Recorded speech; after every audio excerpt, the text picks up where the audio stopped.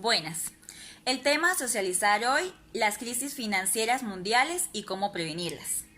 Este tema hace parte del capítulo 9 de Gabriel Urbina. La historia de la crisis financiera. La crisis financiera del 2008 es recordada por su gravedad y sobre todo por la rápida propagación en todo el mundo, lo cual terminó en la quiebra de bancos muy importantes.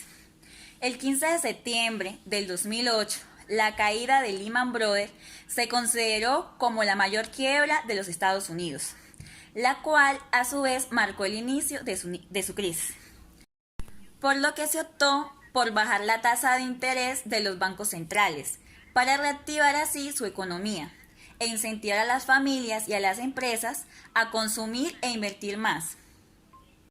Pero esto llevó a un exceso de gastos por parte de la población, principalmente para la compra de vivienda, ya que otorgaban créditos hipotecarios sin el respaldo suficiente, es decir, con bajos niveles de ingreso y altos riesgos de mora, por lo que el problema era que los deudores dejaran de pagar simultáneamente.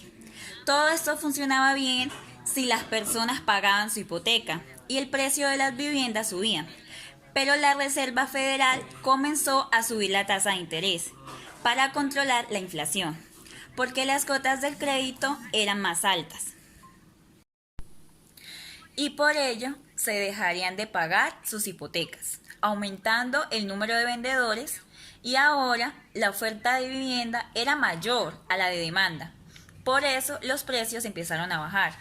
Por otra parte, como las instituciones financieras, no solo de Estados Unidos, sino también de Europa y de Asia, tenían títulos financieros asociados al mercado inmobiliario, Estados Unidos comenzaría a verse afectada por la impaga crediticia masiva.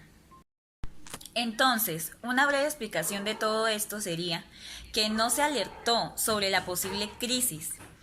Fue que en los periodos de bonanza todos estaban felices y ninguno se atrevió a opinar de esto. Entonces, los bancos ¿qué hacían? Otorgaban más préstamos y los poseedores de vivienda aumentaban su patrimonio por el aumento de precios. Es decir, nadie imaginaba que los bienes raíces bajarían de precio. En conclusión, todos los actores son responsables de esta crisis, tanto con los compradores como las instituciones financieras y como los bancos. Y ahora el porqué de la pregunta. ¿Por qué siempre ha habido y habrá fraudes financieros?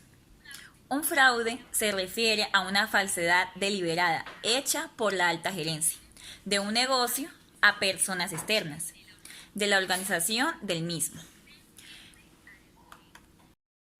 ¿Por qué pasa esto frecuentemente?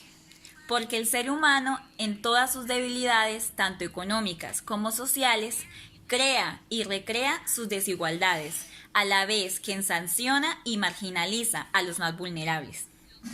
Los fraudes son inherentes a la naturaleza y a la lógica del ser humano.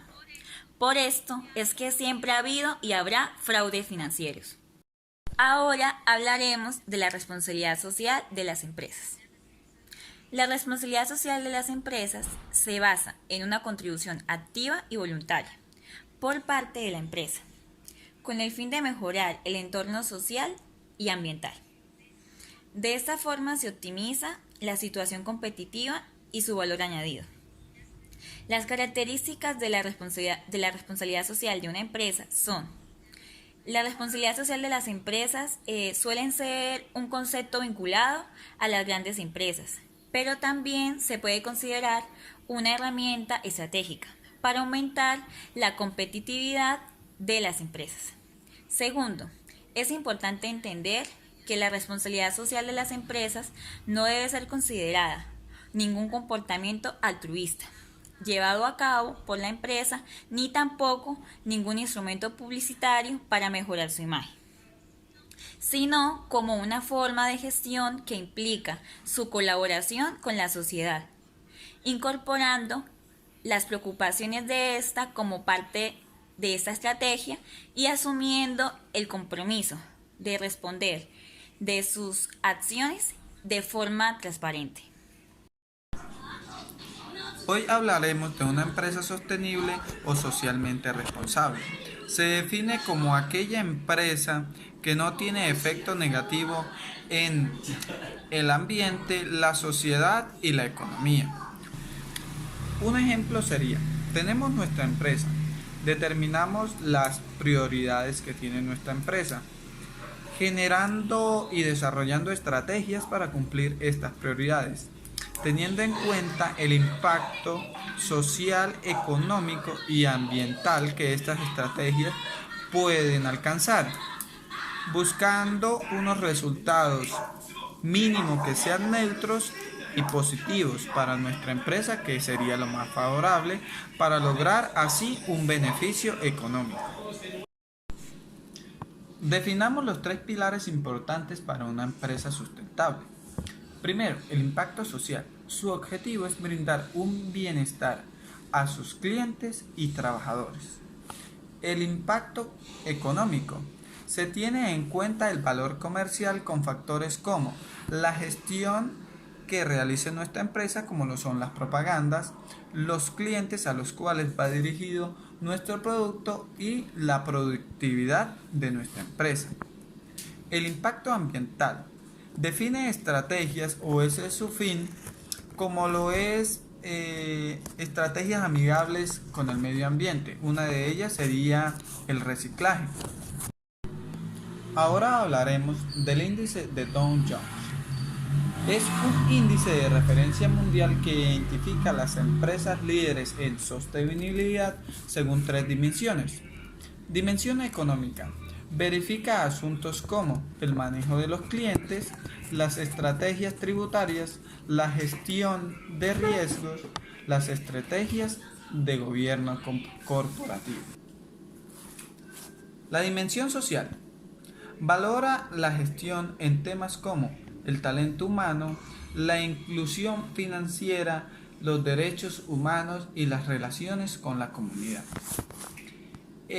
La dimensión ambiental considera avances en ecoeficiencia y medidas en el cambio climático.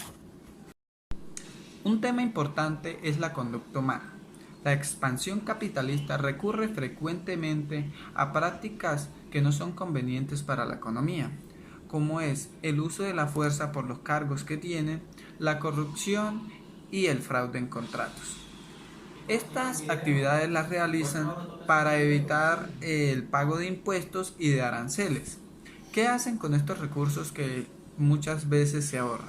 Estos recursos van a paraísos fiscales en los cuales no preguntan por su precedencia, lo cual ocasiona un pensamiento en la sociedad para realizar esta práctica frecuentemente, lo cual va debilitando poco a poco los organismos de control.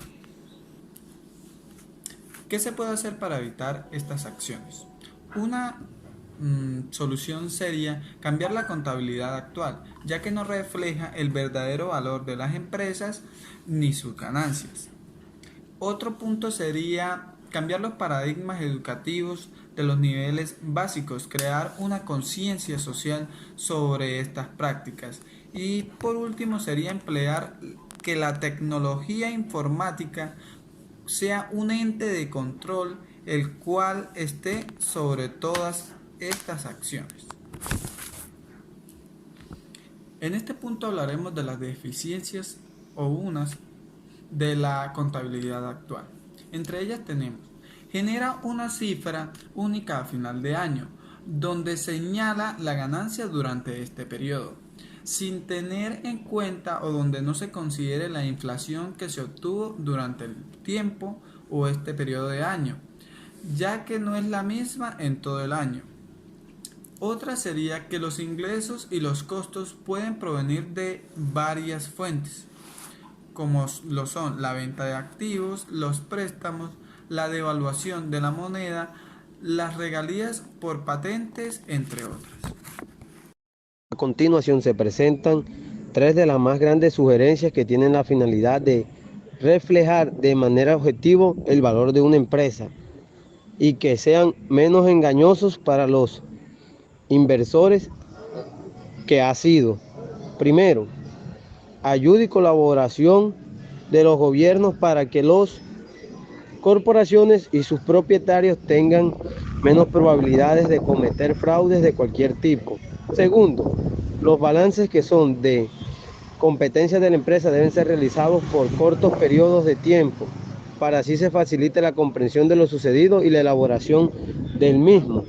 Tercero, uno de los aspectos más importantes que son las acciones de la empresa no expresan el valor, sino sus expectativas de ganancias en un futuro inmediato. Podemos decir que en algunas de estas acciones han sido aprovechadas por los grandes capitalistas, más que todo en tiempos de crisis, utilizando como acción recursiva la inflación de sus acciones de cada empresa. Para evitar este tipo de acciones es mucho más factible que las acciones de la empresa tengan un precio mínimo y razonable. Todo esto que acabamos de mencionar es respecto a nuestras propuestas modificadoras a la contabilidad actual. Para el tema que sigue nos tocó cambios de los paradigmas educativos y sociales desde los niveles básicos. Para esto podemos decir que a lo largo de la historia los paradigmas educativos, sociales y morales los han impuesto las personas que manejan y dominan la sociedad. ¿En base a qué? En lograr y ejercer por el uso efectivo de la fuerza. Países como Inglaterra, España, Holanda y Estados Unidos. También podemos decir que uno de los paradigmas que se impusieron en las comunidades contemporáneas se destaca en el capitalismo, el comunismo y los paradigmas educativos en base al mundo de las riquezas que cada vez están más popularizados. Podemos decir que por consiguiente, si se debe cambiar el fin que se le ha dado a esa enseñanza, ya que hasta el momento lo que lo rige las enseñanzas es el dinero que ayuda a generar satisfacciones y riquezas que conlleva adquirir poderes económicos, esto lo debemos solucionar. ¿Cómo? Cuando no hay basura, no hay desperdicio de agua, no hay que usar tanto plástico, no hay que reciclar materiales, etc. Dentro de unos 20 años esos niños ya adultos seguramente cuidarán el planeta mucho mejor que nosotros. Entonces, nuestro último tema y finalmente podemos encontrar que para ayudar a la tecnología informática a solucionar el problema, primero debemos tener en cuenta cómo conformar un software, un hardware, medios de comunicación y según datos de algunos autores, el hardware que trata de un grupo de personas especializadas en el manejo de TIC. Los hardwares han hecho evolucionar desde los softwares hasta los modernos RL. ¿Qué podemos conseguir de esto? Que una empresa tradicional puede ser exquisitamente como figura en el PDF que hemos tenido en la figura 9.1. Para eso no hay una serie de barreras legales, administrativas, informáticas y físicas que impiden el acceso de terceros a determinadas áreas de las empresas. Esta mediante la TIC tiene conectado todos sus sistemas de informática mediante las redes, ya que sean sociales, privadas y en vista de lo práctico que resulten alterar los datos de importancia, incluso los mismos datos de los empleados. Podemos concluir que en base a este aspecto se ha ido adelantando la fractura electrónica, un comportamiento fiscal digital al cual está apegado a los estándares del Servicio de Regulación Tributaria del país que opte por la alternativa. Esta deberá ser generada y transmitida y registrada por medios electrónicos. Cada uno de ellos emite con un sello digital que corrobore su imagen y validez ante el SRT. Muchas gracias.